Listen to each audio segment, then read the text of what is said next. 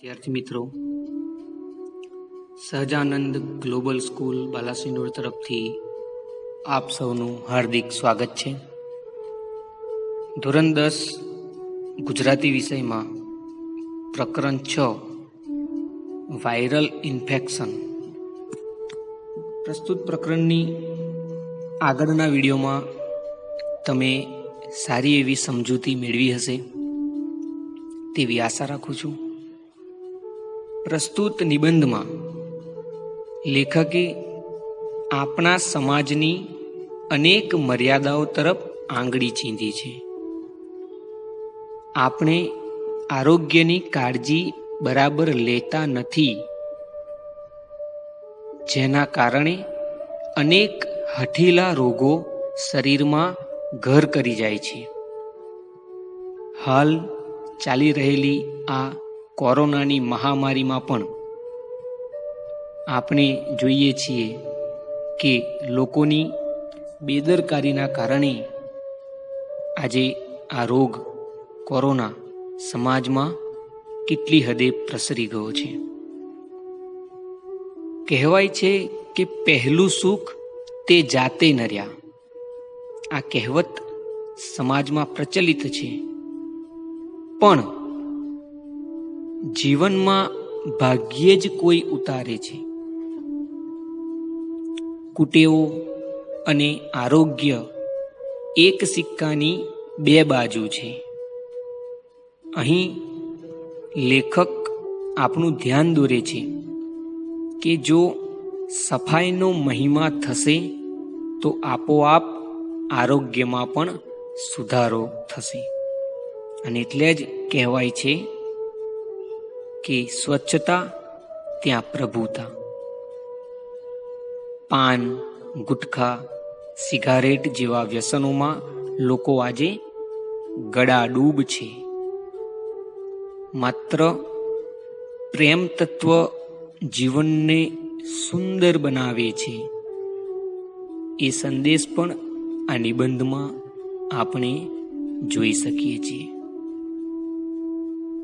પ્રસ્તુત નિબંધમાં સરળ ગદ્યમાં અનેક મહાનુભાવોના સંદર્ભો દ્વારા લેખકે પોતાની વાતને ધારદાર બનાવી છે અને પ્રજાકીય જાગૃતિનું એક ઉમદા કાર્ય કર્યું છે. પ્રકરણની સમજૂતી તમે જોઈ છે,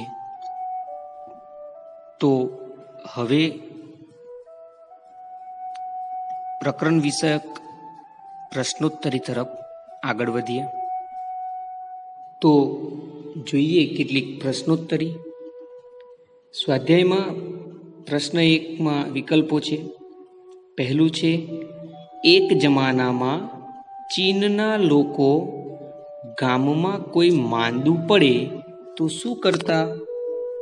તો દવાખાને જતા, ડૉક્ટર પાસે જતા, ડાક્ટરને સજા કરતા કે ખબર કાઢવા જતા? તો સાચો જવાબ રહેશે સી, ડાક્ટરને સજા કરતા. બીજું છે, હોસ્પિટલની શોભામાં શાનાથી વધારો થઈ શકે છે? તો ઓપ્શન જોઈએ. હોસ્પિટલ દર્દીઓથી ઉભરાતી હોય તેનાથી, હોસ્પિટલના મોટા ભાગના ખાટલા ખાલી પડી રહેવાથી, રંગબેરંગી લાઇટ કરવાથી, કે પછી ફલોથી શણગારવાથી? તો સાચો જવાબ રહેશે બી, હોસ્પિટલના મોટા ભાગના ખાટલા ખાલી પડી રહેવાથી. અન્ય એક પ્રશ્ન હું કરું તો ગાંધીજી કોને લગભગ અપરાધ ગણતા? સદાચારને, માંદગીને, ઉકરડાને કે પ્રવાસને? તો સાચો જવાબ રહેશે માંદગીને. ગાંધીજી માંદગીને લગભગ અપરાધ ગણતા. લેખકે તાણને કોની સાથે સરખાવી છે? તો લેખકે તાણને વાંસા વગરની ચૂડેલ સાથે સરખાવી છે. ઓકે, આગળ જોઈએ.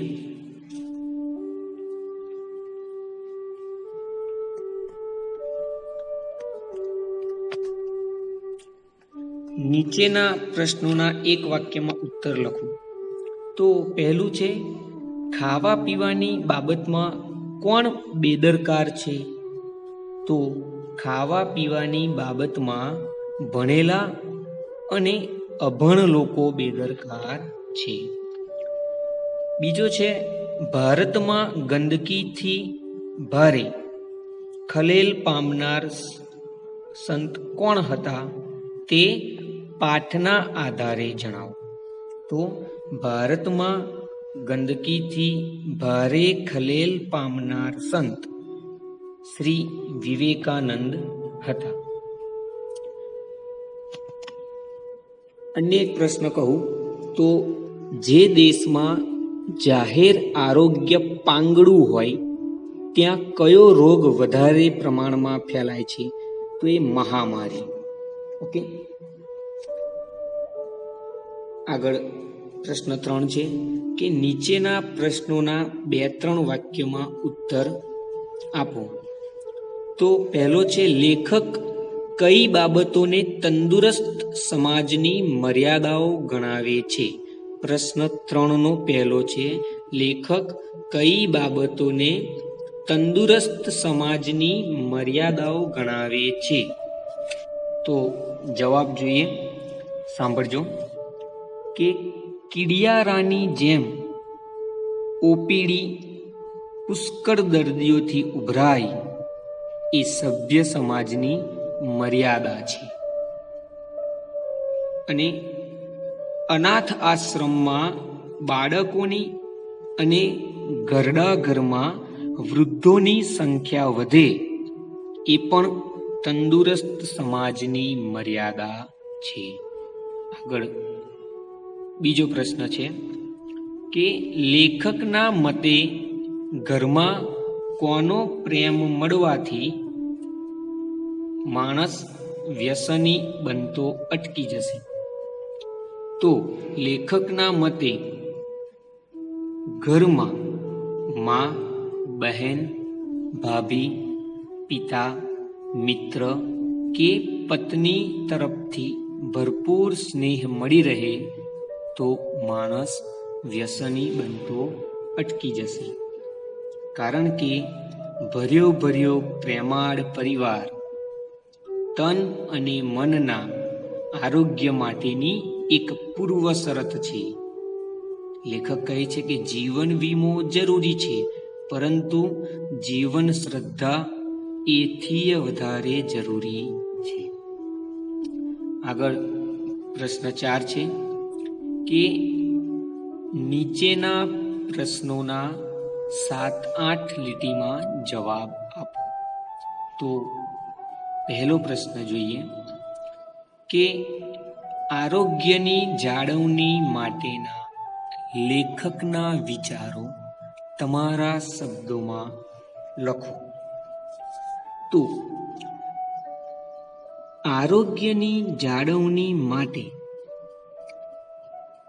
માણસોએ નિયમિતપણે ડૉક્ટર પાસે જઈને લોહી, કાર્ડિયોગ્રામ વગેરે પ્રાથમિક બાબતો, સામાન્ય જે બાબતો છે તેની ચકાસણી કરાવી લેવી જોઈએ. આરોગ્ય સંબંધી કોઈ પણ ફરિયાદ ન હોય તો પણ ડૉક્ટરની સલાહ લેવી જોઈએ. ગંદકીને કારણે રોગ ન ફેલાય એ માટે પોતાની આસપાસનો વિસ્તાર સ્વચ્છ અને સુઘડ રાખવો જોઈએ. તમાકુના ગુટકા, સિગારેટ કે અન્ય પડીકી આ બધા વ્યસનોથી વ્યક્તિએ હંમેશા દૂર જ રહેવું જોઈએ. કારણ કે એની સીધી અસર વ્યક્તિના આરોગ્ય પર પડે છે. કોઈના લગ્નના રિસેપ્શનમાં જઈએ ત્યારે આપણું પેટ ખરાબ ન થાય એ માટે પણ સંયમ રાખવો જરૂરી છે, કંટ્રોલ રાખવો જરૂરી છે. અવનવી વાનગીઓ જોઈને તેના ઉપર તૂટી પડવું જોઈએ નહીં. મનની સ્વસ્થતાનો શરીરની તંદુરસ્તી પર સીધો પ્રભાવ પડે છે, કારણ કે મનની પ્રસન્નતા પાચન શક્તિને જાળવી રાખે છે. માણસે હસવાની આદત નિયમિત બનાવવી જોઈએ.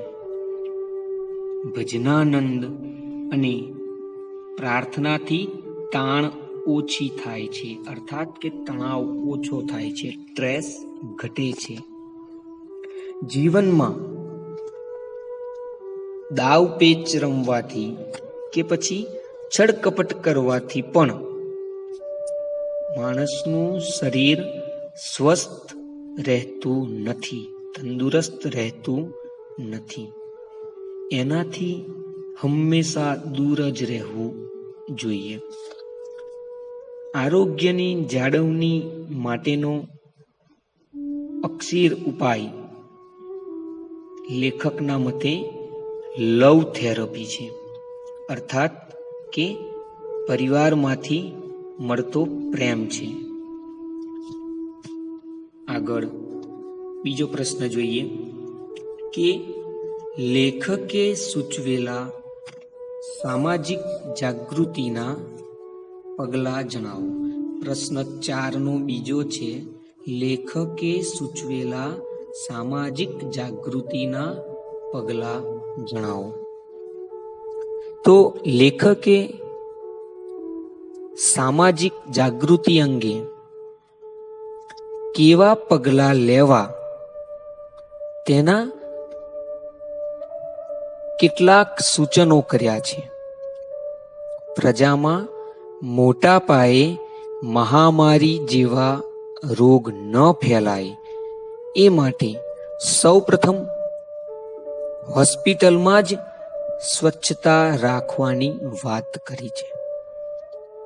તમાકુના ગુટકા, ધૂમ્રપાન વગેરે વ્યસનો સ્વાસ્થ્ય માટે હાનિકારક છે અને રોગનું મૂળ કારણ ગરીબી અને ગંદકી છે. આ વાત પ્રજા સમજે એવી પરિસ્થિતિ કહેવાતા આ સમાજે ઊભી કરવી જોઈએ. બીજો એક પ્રશ્ન જોઈએ તો ખાનપાન અંગે લેખકના શું વિચારો છે? તો ખાનપાન અંગે લેખક વિચારે છે કે તમાકુના ગુટકા ખાનારને સફરજન મોંઘું પડે છે, સિગારેટના ધુમાડા કાઢનારને ખજૂર, અંજીર, બદામ કે પછી કાજુ, આ બધી વસ્તુઓ જે સ્વાસ્થ્ય માટે સારી છે એ બધી મોંઘી પડે છે.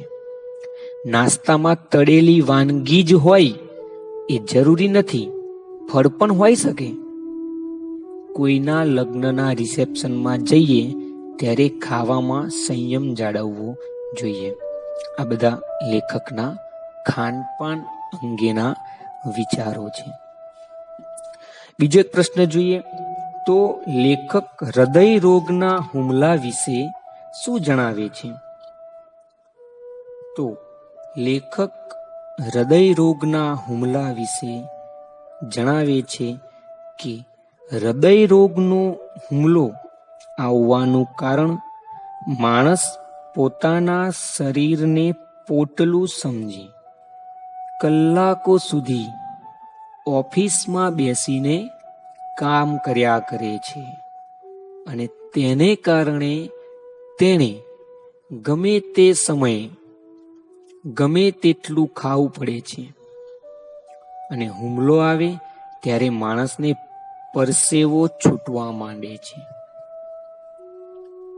જીવનમાં ક્યારેય પરસેવો નથી વળ્યો હોતો, તેથી શરીરે પોતાના માલિકને કરેલો એક ક્રૂર કટાક્ષ ગણાય છે. આમ લેખક હૃદય રોગના હુમલા વિશે પોતાની વાત જણાવે છે. એક પ્રશ્ન બીજો પણ છે કે મનની સ્વસ્થતાનો શરીરની તંદુરસ્તી પર સીધો પ્રભાવ છે, એમ લેખક શા માટે કહે છે?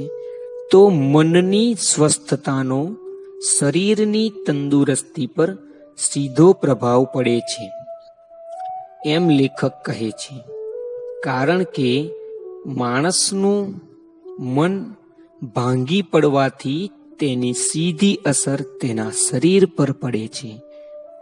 મનની પ્રસન્નતા પાચન શક્તિને જાળવે છે, જ્યારે ઈર્ષા કરવાથી એસિડિટી વધી શકે છે. માનસિક તણાવથી બ્લડ પ્રેશરની બીમારી આવે છે. અતિશય ચિંતા કરવાથી પેટમાં અલ્સર થાય છે. પતિ પત્ની વચ્ચેના સંબંધમાં તણાવ આવે છે, તો બંનેના સ્વાસ્થ્ય પર એની સીધી અસર પડતી જણાય છે. અહંકાર, દાવપેચ, છળકપટ વગેરે દૂષણોથી પણ શરીર સ્વસ્થ રહેતું નથી. નશો, ધૂમ્રપાન, શરાબનું સેવન વગેરે વ્યસનો પણ શરીરની તંદુરસ્તીને નુકસાન પહોંચાડે છે. અધ્યાયના પ્રશ્નો તેમજ કેટલાક અન્ય પ્રશ્નો પણ આપણે અહીં જોયા. અંતમાં એટલું જ કહું કે વાયરલ ઇન્ફેક્શન નિબંધમાં લેખકે માનવીની આરોગ્ય પ્રત્યેની બેદરકારી પરત્વે ધ્યાન દોર્યું છે. પાન, ગુટકા, સિગારેટ વગેરે વ્યસનો અને સ્વચ્છતા પ્રત્યે બેદરકારી આરોગ્ય માટે હાનિકારક છે. આ સત્ય હજી આપણે સમજી શક્યા નથી. આ નિબંધનો સંદેશ એ છે કે સ્વચ્છતાનું મહત્વ સમજવું અને દુર્વ્યસનોથી દૂર રહેવું. કેવળ નિર્વ્યાજ પ્રેમ જ માનવીના જીવનને સમૃદ્ધ બનાવે છે. લેખકે આ નિબંધમાં પ્રજાને નિર્વ્યસની અને સુખી જીવન જીવવા માટે જાગૃત કરી છે. પ્રસ્તુત પ્રકરણની પ્રશ્નોત્તરી આપણે અહીં પૂર્ણ કરીએ છીએ. આશા રાખું છું કે તમને આ સમજાયું હશે. અસ્તુ. જય હિન્દ, જય ભારત.